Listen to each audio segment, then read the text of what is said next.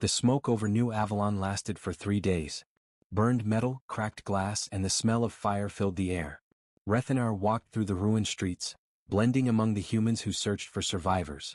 He had seen many wars in the galaxy, but nothing like this.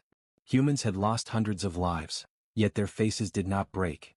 They cried, yes, but even while tears ran down their faces, they worked, lifted rubble, carried wounded people, and comforted children. Everywhere he looked there was both pain and strength. He didn't understand how they could exist together. A young medic approached him, her face covered in dust. "Hey, you come help me," she shouted. Rethanar froze. No one had ever ordered him before. Still he followed. Together they lifted a piece of collapsed wall, freeing an old man trapped underneath. When the man opened his eyes and whispered, "Thank you," the medic smiled and said softly, "Don't thank us. We just do what we can." Rethanar looked at her, confused. "Why help strangers?" he asked quietly. The woman frowned. "Because if we don't, who will?" That sentence stuck in his mind like a seed. Days passed. The Dominion ships never returned, but the city was scarred. Humans rebuilt again, fast, determined, united. Rethanar began volunteering at a small hospital. It was the perfect cover to observe them closer. He watched doctors work for days without sleep. He saw families who had lost everything still sharing food with others. Once, a boy brought his broken toy robot to the hospital because he thought the doctors could fix anything. Instead of sending him away, the chief doctor smiled, sat beside him, and spent 10 minutes repairing it. Everyone around laughed. For a brief moment, even among pain and loss, they smiled together. Rethanar stood in the corner, silent.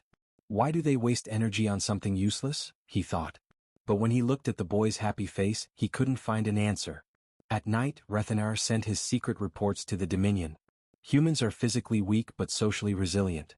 Their cooperation is not based on fear but on shared emotion. They act without calculation. Illogical, yet effective. He didn't mention the Dominion attack. He didn't mention the woman medic or the boy's smile. Something inside him wanted to protect them. He began to feel what he didn't understand: attachment. One evening while walking home, rain poured heavily. The city lights reflected off the wet streets. A group of humans stood under a broken shelter, waiting for the storm to pass. Rethanar joined them. An old man beside him sighed. "This weather, always comes when you don't want it." Rethanar nodded awkwardly. The man laughed. "You're new around here, aren't you?" "Yes," Rethanar replied slowly. "Just observing." "Good," the man said. "Then observe this, even in rain people still smile. That's what makes us human." He looked around. A couple was laughing while drenched. 2 kids were jumping in puddles. Rain didn't stop them. Pain didn't stop them. Rethanar realized they chose to live fully even in suffering. Later that week, Rethanar visited a memorial site for those who had died in the attack. Thousands of small candles flickered in the wind. People stood silently, holding hands, whispering prayers. He saw the same medic woman from before. She stood alone, tears in her eyes. He approached her quietly. "You lost someone?" She nodded. "My brother. He was a firefighter. Went back in to save a family." Rethanar frowned. "He knew he would die?" "Yes," she said. "But he went anyway." "Why?" he asked again, voice trembling slightly. She looked at him with tired eyes. "Because that's who he was. That's who we are. We can't stand by when someone needs help, even if it costs us." Rethanar didn't reply. His throat tightened, though he didn't know why. For the first time in his life, an alien built to obey logic felt pain for someone else. Days turned into weeks. Rethanar's disguise became more than a mask. He began to live like a human, eat their food, sleep under their roofs, talk to them, laugh with them. One night, he sat on a rooftop recording his final observation for the day. His voice was softer now. "Humans, they are not what the Dominion believes. They are flawed, yes. Violent, emotional, chaotic. But there is a kind of order inside that chaos. They survive not because they are strong but because they care. They share pain. They share hope." He stopped recording. The stars above Earth were bright, alive, endless. For the first time he didn't feel like an outsider. He whispered, "Maybe this is what it means to belong." But peace never lasted long. One morning Rethanar woke up to news broadcasts full of panic. Unknown signals detected in orbit. Unidentified ships moving toward Earth again. The humans called it a second wave. They believed it was another hostile alien race. Rethanar's blood ran cold. He recognized the code patterns, the transmissions between the ships. It was the Zereth Dominion. His people were returning, this time not to observe. And he was still here, living among the very species they wanted to destroy. He looked out the window at the rising sun over the city. People were already gathering, preparing to defend their world. They had no idea who was coming. Rethanar clenched his fists. For the first time in his life he didn't know what side he belonged to. He whispered, "They sent me to study them, but now I must choose whether to betray them or save them." And deep inside he knew. Whatever happened next would change him forever. Rethanar stood inside the dark cabin of his ship as it broke through the atmosphere of his homeworld, Zereth Prime. The planet looked exactly as he remembered: cold skies, silver towers, emotionless streets. But now, after living on Earth, it felt empty.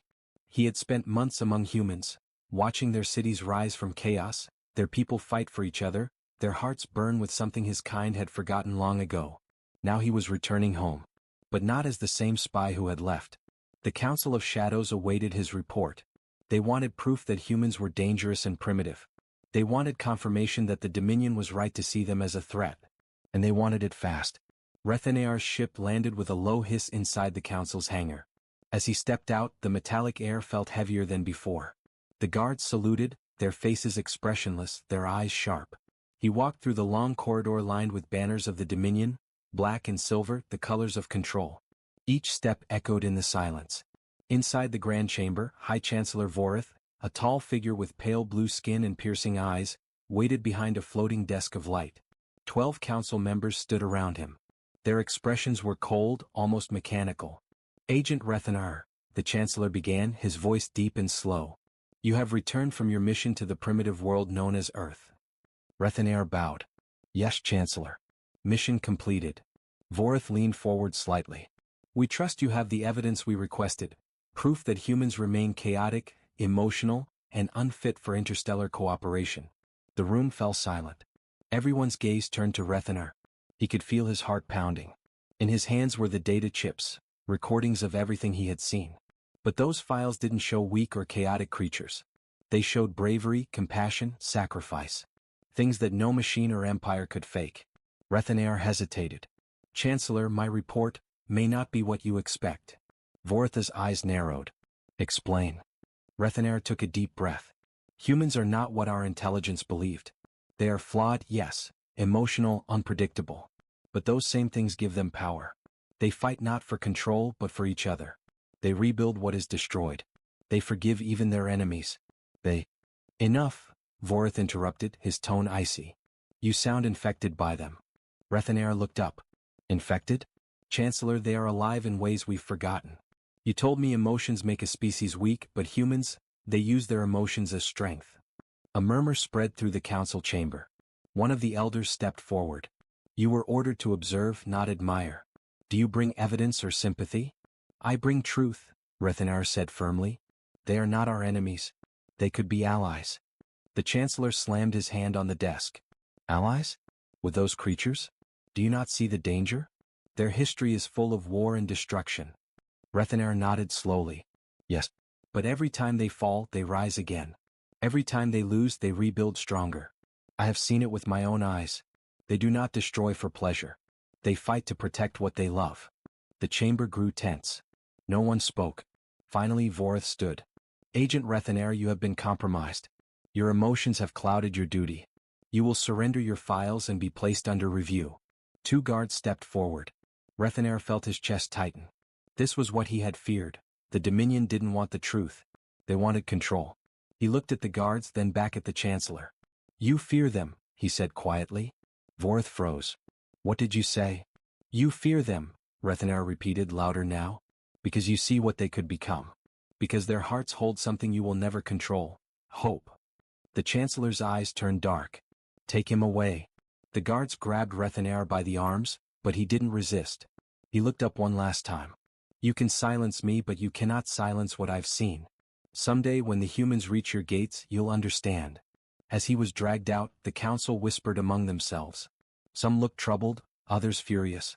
Rethanar was taken to a dark holding cell deep beneath the city. Cold metal walls surrounded him, but his mind was still on Earth. The laughter of children, the warmth of the people who had treated him like one of their own, the courage in their eyes even when everything burned. He touched the small data chip hidden inside his sleeve, a backup of his full report. He had managed to keep one copy safe before landing. If he could find a way to send it out, maybe others in the Dominion would see the truth. Maybe not all were blind. As he sat in the darkness, a faint smile crossed his face. "They sent me to spy," he whispered to himself. "But they never said I couldn't believe." The morning sky over New Avalon burned red. At first, people thought it was sunrise. Then came the sirens. Then came the screams. Rethanar stood on the hospital rooftop, staring at the bright shapes breaking through the clouds, metallic beasts descending from orbit. He recognized their wings, their weapons, their formation. Zerith Dominion warships. His heart went cold. He opened his communicator, static. The Dominion's encrypted signals pulsed through the air like a heartbeat. They were blocking human communications. They were preparing for a strike. For a moment, Rethanar forgot to breathe. His mission had been to study humanity, not destroy it. Yet now, his own people were coming to burn this planet alive. He whispered, "No, this can't be happening." On the streets below, panic spread. People ran, sirens wailed, and soldiers rushed toward defensive stations. Humans shouted to each other, not in fear, but in urgency. "Get the children underground. Move the wounded to the shelters. Keep the roads clear." Even as danger closed in, they organized themselves. Chaos became order. Rethanar had never seen anything like it. Then the first strike hit. A Dominion missile slammed into the city's eastern district. The shockwave shattered windows, set cars ablaze, and threw Rethanar to the ground. Flames erupted everywhere. Smoke swallowed the sky. He stumbled to his feet, coughing. His disguise flickered slightly, showing silver skin beneath the burned jacket. But no one noticed. Everyone was too busy trying to survive. He looked around. Humans were running toward the fire, not away from it. Firefighters, medics, even civilians. They formed chains, lifting debris, pulling people out of wreckage, shouting names. He felt his heart twist. This was not logic. This was not survival instinct. This was something deeper. He ran toward the hospital, which had become a triage center. The same medic woman from before, the one who had lost her brother, was there again, giving orders. "Ref. Over here," she called. She had started calling him Reth, thinking it was short for his fake human name. He rushed over. "Take this stretcher. Go to the West Wing, they're trapped under fire." He hesitated. "But the structure, it's unstable." She glared at him. "So am I. Now move." Without thinking, he obeyed. Inside the burning hospital, smoke clawed at his lungs. He used his enhanced strength carefully, lifting fallen beams, clearing paths. He found 3 survivors, 2 nurses and a child. The boy's arm was burned. He was crying, shaking. Rethanar knelt beside him. "It's all right," he said softly, though his voice trembled. The boy looked up. "You're not scared." Rethanar hesitated. "No," he lied. The boy sniffled. Then I won't be either." Something in those words struck Rethanar like lightning. The child was drawing courage from him, even though he was the one terrified. They made it outside just as part of the building collapsed behind them. The medic woman grabbed the boy and hugged him tight. "Good work, Reth," she shouted.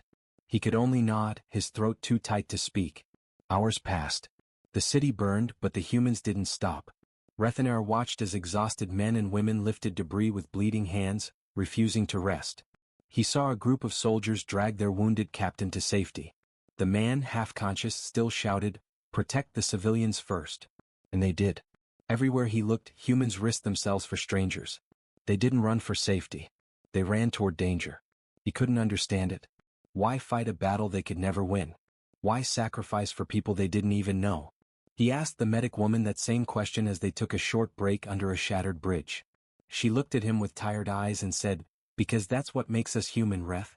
If we stop helping, we stop being who we are." He didn't reply. But inside, something broke open. As night fell, the Dominion ships finally began to withdraw. The human defense forces had fought back harder than expected, using old missiles, jury-rigged weapons, and pure determination. Rethanar looked up at the sky, at the ships of his own people retreating. He felt a strange mixture of anger and shame. His communicator buzzed. A cold, robotic voice spoke in his native tongue. "Agent Rethanar. Report status. Confirm human resistance levels. Confirm readiness for Phase 2. He stared at the device for a long time. Then he turned it off and threw it into the fire. He couldn't do it. He couldn't be part of this anymore. The next morning, smoke still hung over New Avalon. The city was broken but not dead. People were already rebuilding. The medic woman approached him again. Her arm was bandaged, her face tired but calm. "You staying?" she asked. He looked at her, confused. "Staying?" "Yeah," she said. "You look like someone who doesn't run from fire. We could use that." He looked around, at the children playing in the street despite the ruins, at families cleaning debris together, at soldiers shaking hands with civilians. They were smiling through pain. Still alive. Still human. He finally nodded. "Yes, I'll stay." She smiled. "Welcome to Earth then." That night, Rethaner stood on the hospital roof again, watching the stars. Somewhere up there, his people were preparing for another attack. But he wasn't the same spy who had come here weeks ago. He had seen what bravery truly meant. He had seen what love looked like when the world was on fire.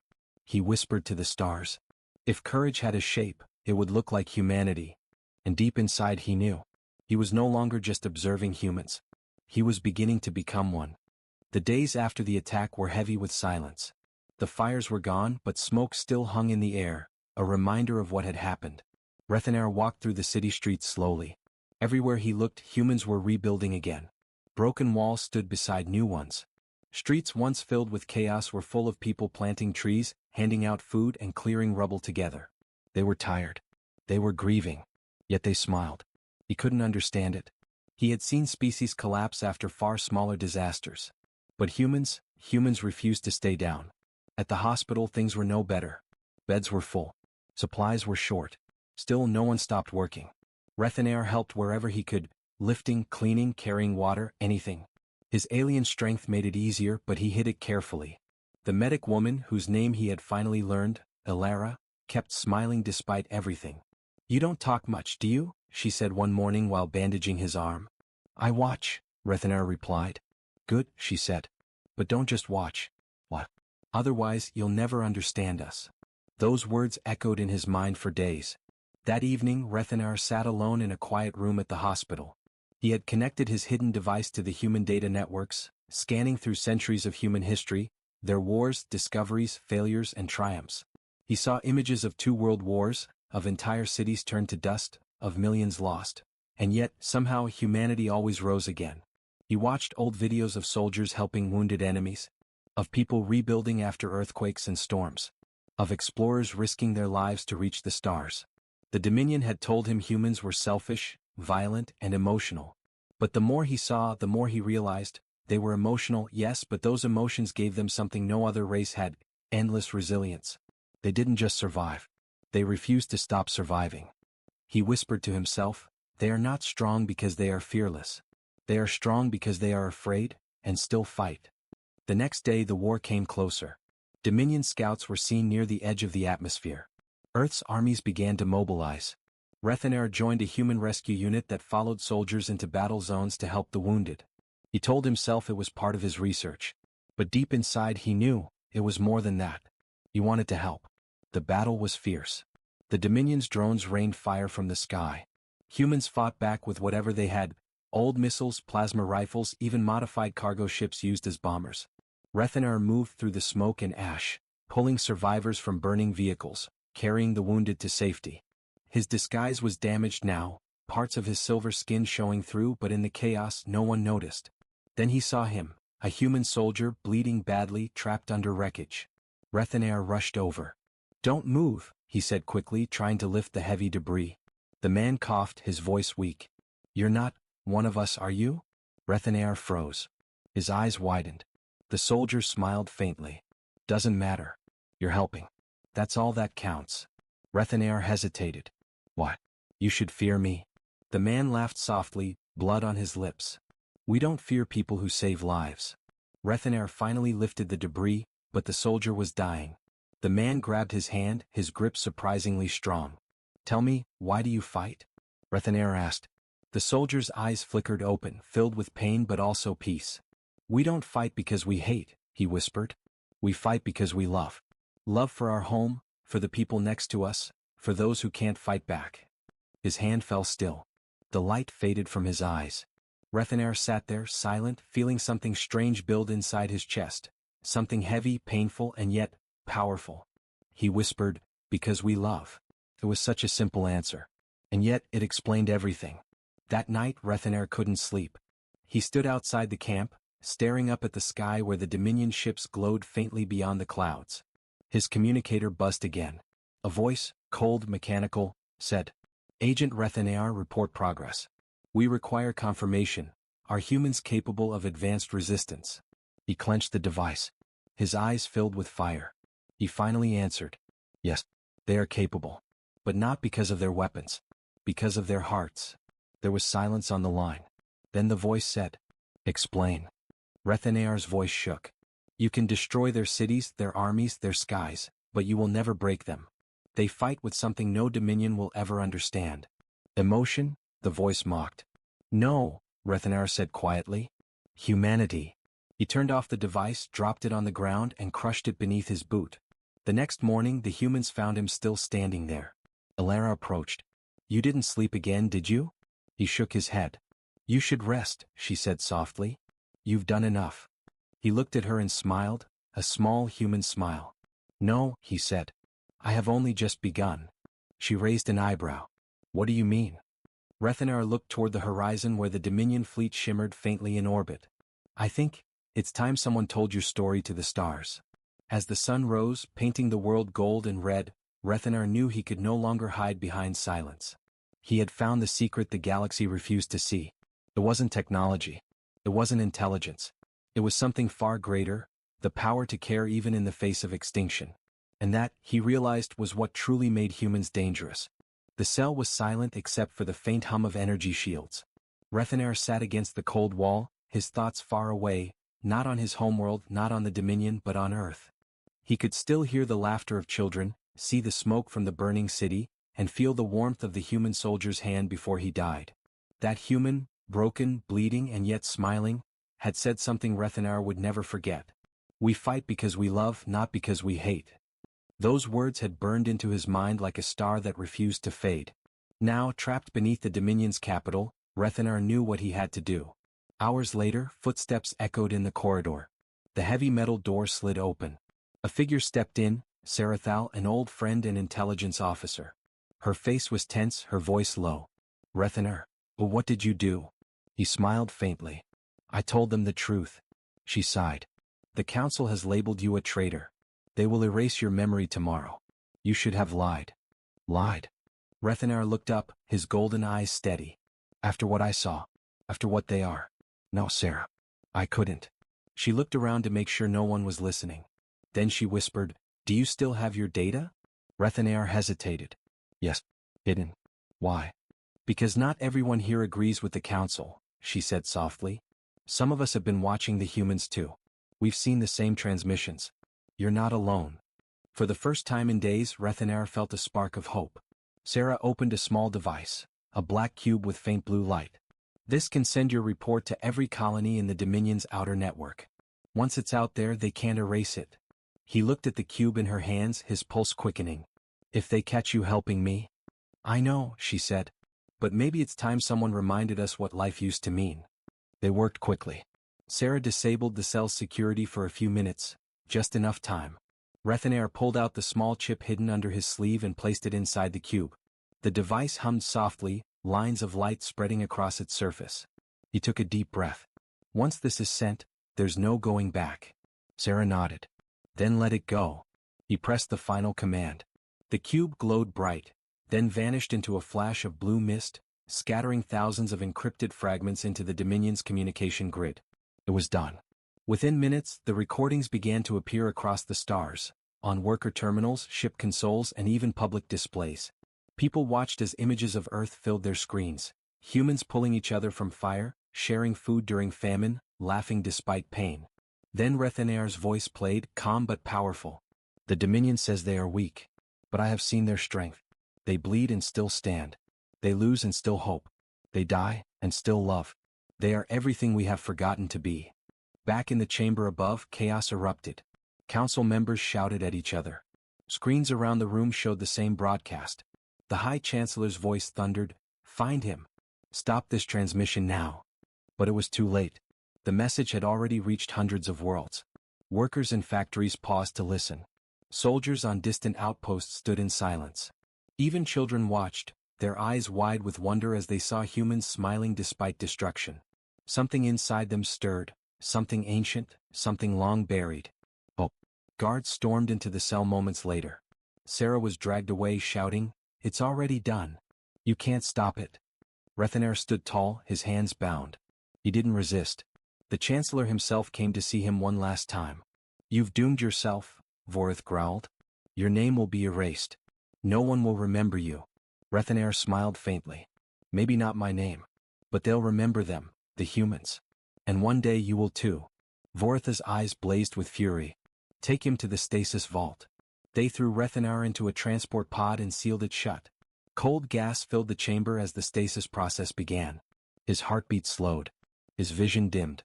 Before the darkness claimed him, he whispered, "They sent me to study humans, but I returned no longer alien." Then everything went black.